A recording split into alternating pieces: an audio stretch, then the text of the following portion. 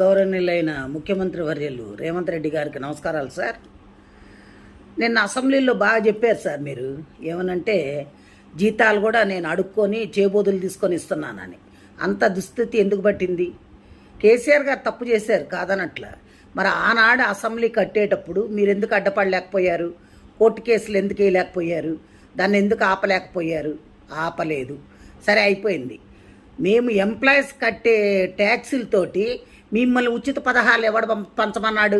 ఉచిత పథకాలు ఎందుకు? ఉచిత పథకాలు ఇచ్చి మా జీవితాలు నాశనం చేయమని చెప్పినోడు ఎవడు లేడు కదా. ఎవరు చెప్పారు మీకు? ఉద్యోగస్తులకు బడ్జెట్ ఉంటుంది కదా.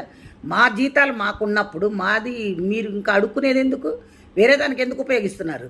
ఫ్రీ బస్సు ఎవరు పెట్టమన్నారు? ఎవడైనా ఈ రోజుల్లో మరీ కూటికి లేని పేదలు నిరుపేదలు ఉంటే ఆధార్ కార్డు చూపెడితే వాళ్ళకి ఇవ్వాలి. అంతేగాని ఒక కూలోడు బయటకు వస్తే 800 రూపాయలు, 1000 రూపాయలు మగవాళ్ళకి, ఆడవాళ్ళకి 800. అలా సంపాదిస్తున్నప్పుడు అది తీసుకెళ్ళి ఎక్కడ పోస్తున్నారు? బ్రాందీ షాపుల్లో పోస్తున్నారు. అదే నువ్వు ఈ ఉచితాలు పెట్టకుండా ఉద్యోగాలు వచ్చే పొజిషన్లో చేసుండి ఇండస్ట్రీస్ తీసుకొచ్చుంటే కంపెనీల్లో ఉద్యోగాలు వచ్చేవి చేసేవాళ్ళు. అసలు ఇవన్నీ ఎందుకండి? 150 మంది మీరు ఎమ్మెల్యేలు ఎమ్మెల్సీలు అందరూ ఉన్నారు కదా, మీ జీతాలు బంద్ చేసేయండి. మీకు జీతాలు ఎందుకు? 10 కార్లు ఎందుకు? మీ సొంత పైసలు పెట్టుకొని వాడుకోండి. కోట్లు పెట్టందే మీరు ఎమ్మెల్యేలు కావట్లా. అలాంటప్పుడు మీకు అన్ని వసతులు కావాలి, 1వ తారీఖు జీతాలు కావాలి, మీరు ఫండ్స్ కావాలి, మెడికల్ బిల్స్ కావాలి, అన్నీ కావాలి. ప్లెయిన్లో ఊరికనే తిరగాలి, ఇవన్నీ కావాలి. ఇవన్నీ ఎక్కడి నుంచి వచ్చినాయండి? ప్రజల సొమ్మండి, మేము కట్టే ట్యాక్సులు అండి. మా ట్యాక్సుల పైసలు మిమ్మల్ని ఉచితాలుగా వాడుకోమని చెప్పినోడు ఎవడు? ఏ రాజ్యాంగంలో రాసిందో చెప్పండి.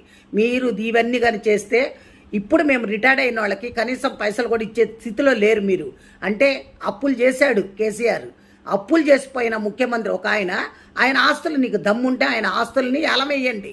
ఆయన ఆస్తుల్ని జప్తు చేసి అప్పులు కట్టించండి. ఇది ఒక చట్టం దాండి. స్టేట్ కానీ సెంట్రల్ కానీ మీ ఇష్టం వచ్చినట్టు వాడుకొని మాకు ఉచితాలు ఇస్తున్నాం, మీకు ఉచితాలు ఇస్తున్నాం అని చెప్తున్నారు. ఉచితాలు ఎవరికి ఇస్తున్నారు? ఉచితాల పేర్లతోటి మీ కార్యకర్తలకి దోసి పెట్టుకుంటున్నారు. అంతేగాని మీరు ఎవరికి ఏం చెయ్యట్లా, న్యాయం జరగట్లే అక్కడ. కాబట్టి దయచేసి మీరు ఇంకోసారి ఈ పిచ్చి సలహాలు ఇవ్వకుండా ఇప్పుడు ఎవరికైతే క్లాస్ 4th ఎంప్లాయీస్ కూడా జీపీఎఫ్ పై పెట్టుకుంటే బిల్లులు ఇచ్చే స్థితిలో లేకుండా అయిపోయారంటే ఏమనుకుంటున్నారు? ముందు అర్జెంటుగా మా బిల్లులు మాకు పాస్ చేయండి. రిటైర్డ్ అయిన వాళ్ళకి మర్యాదపూర్వకంగా డబ్బులు ఇచ్చి పంపించండి. అది పద్ధతి. అందరు తిరగబడితే మటుకు ఊరుకునేది లేదు సార్. ఇది మంచిగా ఉండదు కూడా నేను చెప్తున్నా. Thank you.